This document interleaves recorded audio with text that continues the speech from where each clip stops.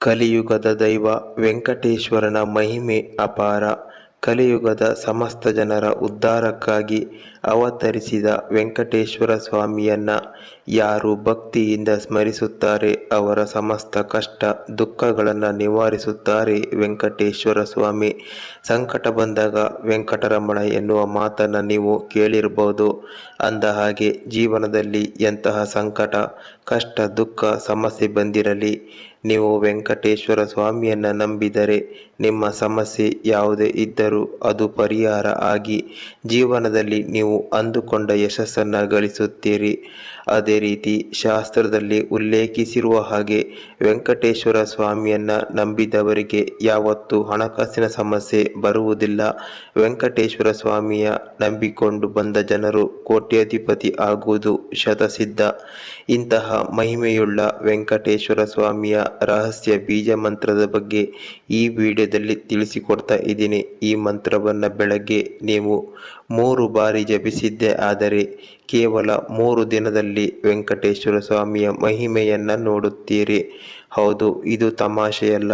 ವೆಂಕಟೇಶ್ವರ ಸ್ವಾಮಿಯನ್ನ ಭಕ್ತಿಯಿಂದ ಸ್ಮರಿಸಿ ಬೆಳಗ್ಗೆ ಬ್ರಾಹ್ಮಿ ಮುಹೂರ್ತದಲ್ಲಿ ಎದ್ದ ಕೂಡಲೇ ಈ ಬೀಜ ಮಂತ್ರವನ್ನು ಜಪಿಸಿದ 3 ದಿನದ ಒಳಗಾಗಿ ಇದರ ಪ್ರತಿಫಲವನ್ನು ನೋಡುತ್ತೀರಿ. ಜೀವನದಲ್ಲಿ ಸಾಕಷ್ಟು ದುಃಖವನ್ನು ಅನುಭವಿಸಿ ಕಣ್ಣೀರು ಹಾಕುತ್ತಿದ್ದರೆ, ಅನಾರೋಗ್ಯ ಸಮಸ್ಯೆ ಕಾಡುತ್ತಿದ್ದರೆ, ಸತಿಪತಿ ಜಗಳ, ಕುಟುಂಬದಲ್ಲಿ ಜಗಳ, ಹಿತಶತ್ರುಗಳಿಂದ ಮಾಟ ಮಂತ್ರ ಪ್ರಯೋಗ, ಹಣಕಾಸಿನ ಸಮಸ್ಯೆ, ವ್ಯವಹಾರದಲ್ಲಿ ನಷ್ಟ, ಸಾಲಬಾಧೆ, ಹೀಗೆ ನಿಮ್ಮ ಸಮಸ್ಯೆ ಯಾವುದೇ ಇದ್ದರೂ ಕೂಡ ಪರಿಹಾರ ಆಗೋದಿಲ್ಲ ಎನ್ನುವ ಮಾತೇ ಇಲ್ಲ.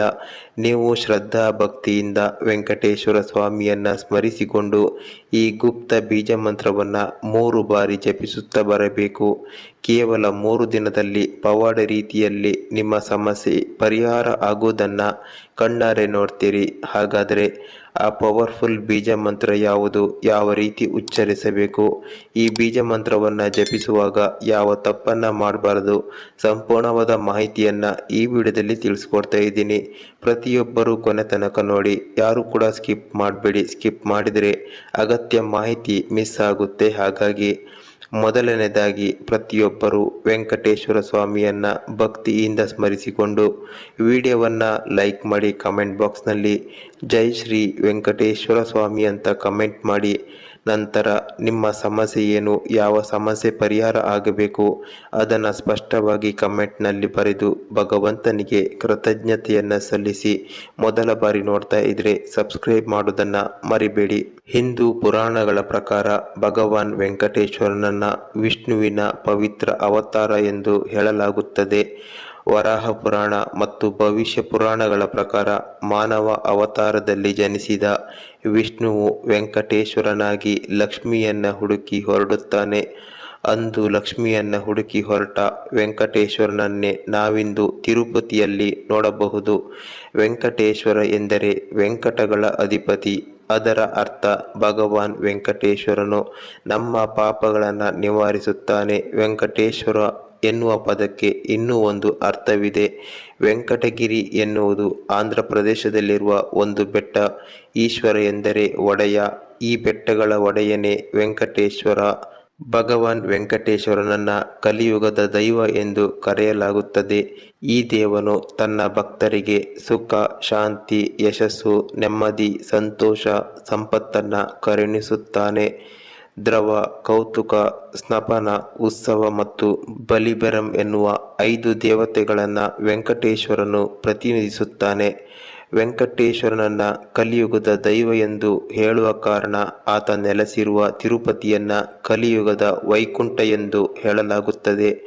ಈಗ ಕಲಿಯುಗದಲ್ಲಿ ತನ್ನ ಮಹಿಮೆಯಿಂದ ಸಮಸ್ತ ಭಕ್ತಜನರ ಸಂಕಷ್ಟವನ್ನು ನಿವಾರಿಸಿ ಉದ್ಧರಿಸುವ ಭಗವಂತನ ಪವಿತ್ರ ಬೀಜ ಮಂತ್ರ ಯಾವುದು ಅನ್ನೋದನ್ನು ನೋಡೋಣ.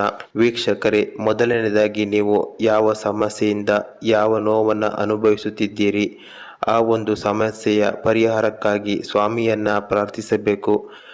ಅದಕ್ಕಾಗಿ ನೀವು ವಾರದಲ್ಲಿ ಯಾವುದೇ ದಿನದಿಂದ ಪ್ರಾರಂಭಿಸಬಹುದು. ನೀವು ಮಾಡಬೇಕಾಗಿರುವುದು ಇಷ್ಟೇ: ಬೆಳಗ್ಗೆ ಬ್ರಾಹ್ಮಿ ಮುಹೂರ್ತದಲ್ಲಿ ಎದ್ದೇಳಬೇಕು. ಅಂದರೆ ಸೂರ್ಯೋದಯದ ಒಳಗೆ ಎದ್ದೇಳಬೇಕು.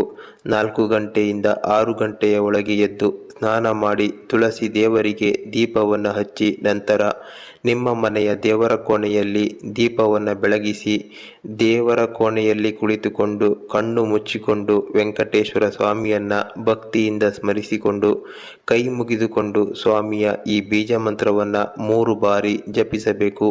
ಈ ಮಂತ್ರ ಸಾಮಾನ್ಯ ಮಂತ್ರವಲ್ಲ, ಇದು ವೆಂಕಟೇಶ್ವರ ಸ್ವಾಮಿಯ ಅತ್ಯಂತ ಶಕ್ತಿಶಾಲಿ ಮಂತ್ರ.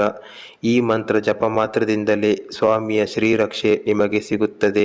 ನಿಮ್ಮ ಸಮಸ್ತ ದುಃಖ, ನೋವು, ಕಷ್ಟ ಎಲ್ಲವೂ ಕೂಡ ದೇವರ ಪವಾಡದಿಂದ ನಿವಾರಣೆಯಾಗಿ ಜೀವನದಲ್ಲಿ ಸುಖ, ಶಾಂತಿ, ನೆಮ್ಮದಿ, ಅಭಿವೃದ್ಧಿ, ಯಶಸ್ಸನ್ನು ಗಳಿಸುತ್ತೀರಿ. ನೀವು ಅಂದುಕೊಂಡ ಕೆಲಸ ಕಾರ್ಯಗಳಿಗೆ ಜಯ ಸಿಗುತ್ತದೆ. ಉದ್ಯೋಗ ಹುಡುಕುತ್ತಿರುವವರಿಗೆ ಉದ್ಯೋಗ ಸಿಗುತ್ತದೆ.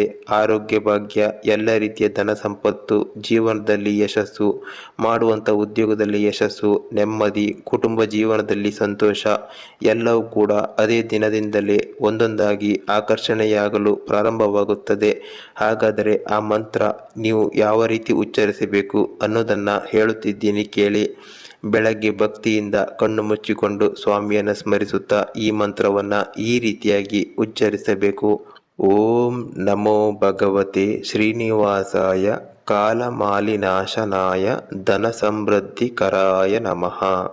ಈ ಮಂತ್ರವನ್ನು 3 ಬಾರಿ ಜಪಿಸಿ ನಿಮ್ಮ ಕಷ್ಟ ಏನು, ಸಮಸ್ಯೆ ಏನು, ಯಾವ ಸಮಸ್ಯೆ ಪರಿಹಾರ ಆಗಬೇಕು ಅದನ್ನು ಪರಿಹಾರ ಮಾಡು ತಂದೆ ಅಂತ ಬೇಡಿಕೊಂಡು ಭಗವಂತನಿಗೆ ಧನ್ಯವಾದವನ್ನು ಹೇಳಬೇಕು. ಇದೇ ರೀತಿ ಪ್ರತಿದಿನ ಮಾಡುತ್ತಾ ಬಂದರೆ ತುಂಬ ಒಳ್ಳೆಯದು. ಕೇವಲ 3 ದಿನದಲ್ಲಿ ನೀವು ಅಂದುಕೊಂಡ ಹಾಗೆ ಜೀವನದಲ್ಲಿ ಯಶಸ್ಸು, ನೆಮ್ಮದಿ, ಸುಖ, ಶಾಂತಿ, ಧನ ಸಂಪತ್ತು ನಿಮ್ಮನ್ನು ಹುಡುಕಿಕೊಂಡು ಬರುತ್ತದೆ. ಈ ಮಂತ್ರ ಪವಾಡ ರೀತಿಯಲ್ಲಿ ನಿಮ್ಮ ಜೀವನವನ್ನು ಬದಲಾಯಿಸುತ್ತದೆ. ಆದರೆ ಇಲ್ಲಿ ನಂಬಿಕೆ ಬಹುಮುಖ್ಯ. ನೀವು ನಂಬಿದರೆ ಮಾತ್ರ ಈ ಮಂತ್ರ ಕೆಲಸ ಮಾಡುತ್ತದೆ.